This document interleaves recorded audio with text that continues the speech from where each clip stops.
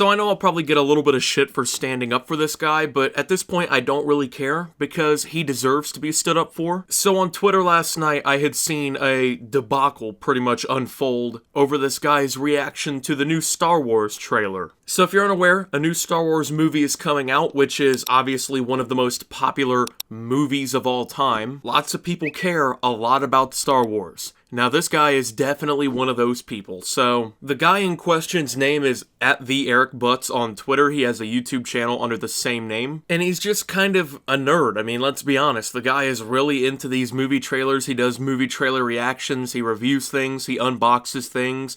He's even done, like, some mystery toys unboxings and things like that on his channel. Which I thought in the year 2019 we were kind of over this whole everyone who likes, you know, Star Wars and video games kind of thing. I thought we were over that these people are not losers, because in reality, one of the most popular pastimes on the planet is playing video games and being indulged in video game culture, and Star Wars is one of the most popular, if not the most popular, movie franchise of all time. So I thought we were over this, but apparently we're not. Apparently we're still in an era where these people get made fun of for no reason. And I'm just going to show you the clip of his reaction to the movie trailer, because, I mean, it's all the context right there, so... Doing. Sorry about that. I'm gonna turn this puppy up. We've passed on all we know. Ooh. 1,000 generations live in you now. Oh, what's right, Kylo?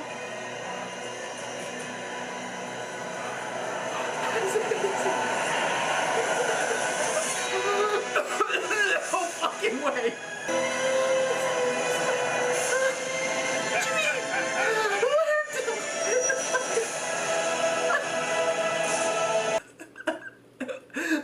Yes. Oh my god. Ow, ow, ow, ow. So as you can see, this dude had a very powerful reaction to this movie trailer, and honestly, as someone who, you know, watches Star Wars and enjoys Star Wars, not to this degree of course, but, you know, I'm happy for him that he can even enjoy this movie trailer that much, considering, you know, how disappointing a lot of the last couple movies have been. The fact that this dude can muster up the excitement, especially on camera, and show it to the world is quite amazing to me, because that's something I personally couldn't do over this. And I think people are forgetting that we kind of live in an era where showing your emotions and your feelings isn't necessarily the cool thing to do, right? People like to hide behind these personas online, like, oh, I don't have any emotions, oh, I'm toughened out, you know, I don't get emotional over anything. I don't, you know, enjoy or get excited over anything. But the fact that this guy is so open and so, you know, completely okay with himself and how he reacts, and then puts it online for, you know, at this point over 19,000 people to see, I think that's pretty cool, man. I'm gonna be really honest with you. I think that's pretty awesome. But unfortunately, this guy has gotten a lot of shit because of this reaction. People are making fun of him. He's had a lot of mean things said about him, pretty much for no reason. And it's all coming from what seems to be one or two people, so... His reaction to the Rise of Skywalker's trailer currently has nearly 140,000 views, 5,000 likes, and nearly 10,000 dislikes. Now, I mean, let's be really honest here. Okay, it totally was cringy, the way he reacted. I think anyone who watches this can kind of agree that you can see that, right? It definitely was a bit cringy. Definitely wouldn't expect an adult male to act that way. However, I think it's fine to let him have his fun. You know, he's not hurting anyone else in the process of this. See, what I find funny is there's a lot of these macho dudes responding to this who...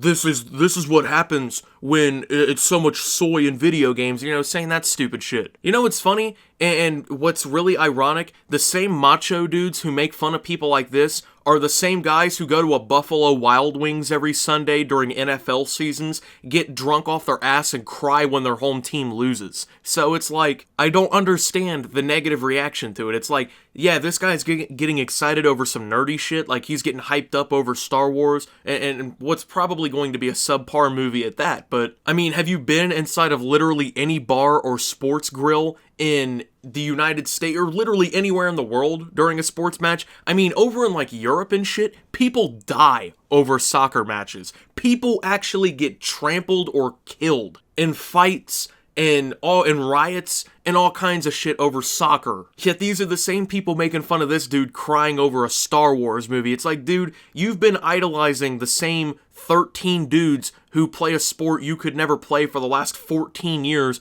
and you cry 20 times a year because of them losing or a big play or something, you know? Don't get me wrong, I love sports as well. I'm completely infatuated with sports, and I'm nerdy over all kinds of shit too, man. I love rap music, I love video games, I love YouTube, I love the internet, I love sports, you know? There's a lot of cool shit that I like. And I'm not gonna sit around and cry because I saw something that I liked, but at the same time, man, I wish that I could still have that much passion and enjoyment over something, man. It's incredible that this guy can even react in that way, you know what I'm saying? And of course, yeah, it's cringy. Yeah, he needs to, you know, maybe not cry over movie trailers, but at the same time, like, people do the same shit over the same exact thing, just in different ways. I was in a Buffalo Wild Wings for the Super Bowl, and I almost saw 3 separate fights in 3 areas. And literally, the entire premise of going there is to watch a bunch of people you don't know be better than you at something, okay? And play in the biggest event of the season, right? And these people are like literally ready to throw down. They're ready to actually fist fight one another. But yet this nerd's a loser because he cries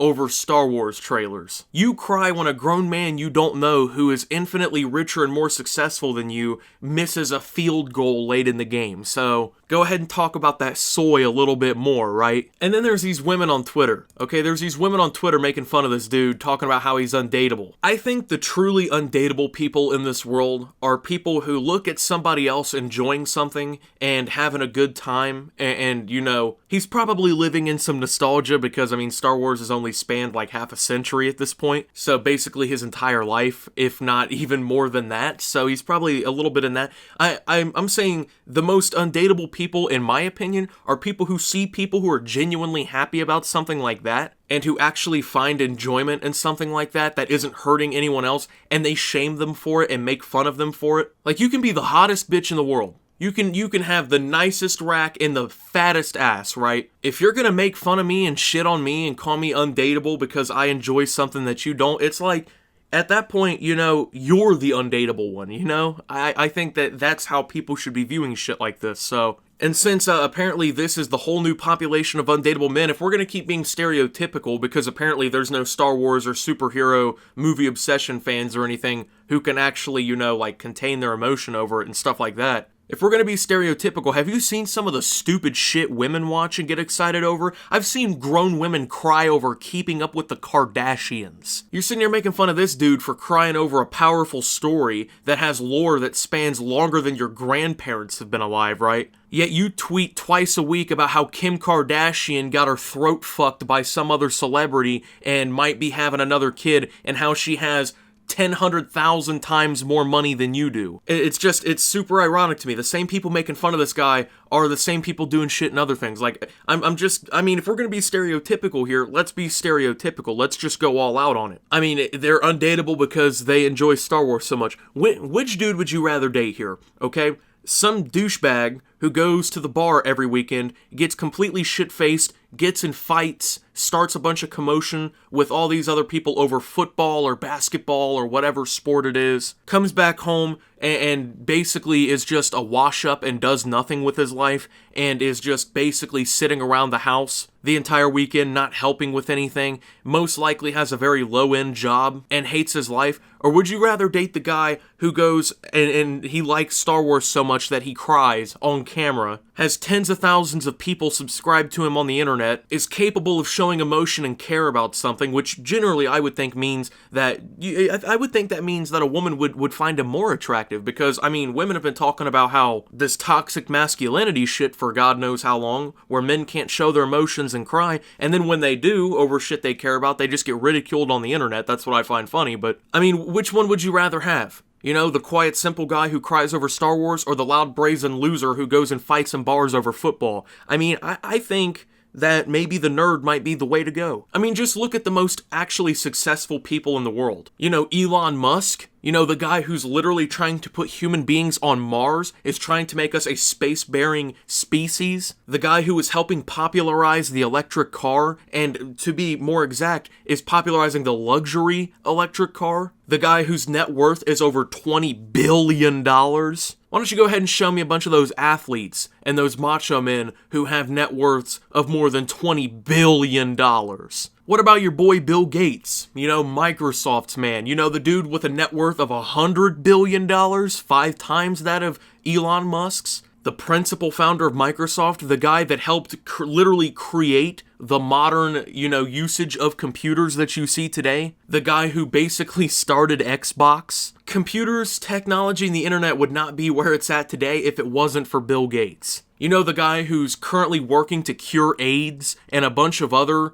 diseases and stuff with his foundation, Bill Gates? Yeah, go ahead and show me a bunch of those macho men football players and drunken losers at the bar with a net worth of $100 billion who have done as much as Bill Gates. Or Mark Zuckerberg, the guy who basically created and popularized modern social media. Even though he's a lizard reptilian human, well, quote-unquote human being synth who only cares about farming your information for profit. Why don't you go ahead and take a look at old Marky Boy, the Harvard-educated Facebook chairman and CEO with a net worth of nearly $70 billion. Or Joe Rogan, the comedian. He's kind of a macho man, I will say. He's like a macho man nerd mix, okay? Which is kind of weird to think about, but dude has been training in just a ridiculous amount of like karates and fighting trainings for decades, okay? Is a fitness enthusiast. He's a color commentator for MMA. A host of the most popular podcast on the internet, as far as I know. You know, a businessman. You know, that dude. The guy who's really into, like, psychedelic drugs and learning about space and talking about stuff like that on his podcast. Yeah, the guy who's basically a nerd. Go ahead and make fun of him, why don't you? Go ahead and show me where you're going to make fun of him. So I think you get my point, okay? I think my point is very clear. Yeah, what the dude did is definitely a little bit weird, okay? And yeah, it is definitely cringy, and I can see how it can be turned into a meme,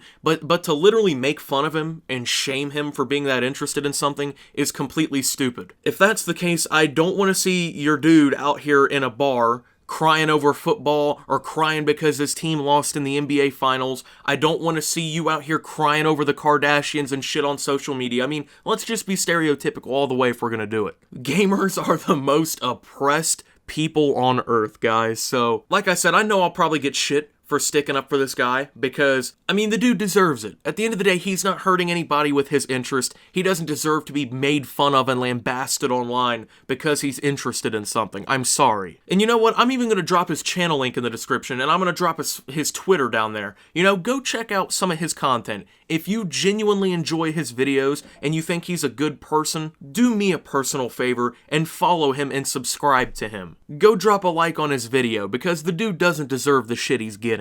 That's going to be it for this video, you guys. If you did enjoy, make sure to leave a like and subscribe if you're brand new around here. Follow me over on Twitter at @SubToOptimus. I post memes, thoughts, and updates over there. Surefire way to get notifications of all my newest content. Join the Discord down below as well. Lots of great things going on down there. Thank you to my channel members for your $5 a month. Your support helps my channel tremendously. If you'd like to become a channel member for only $5 a month, you can do so by hitting the join button down below or the become a channel member link in the description. And until my next video, guys, this is Optimus, liking Star Wars but not crying, and signing out.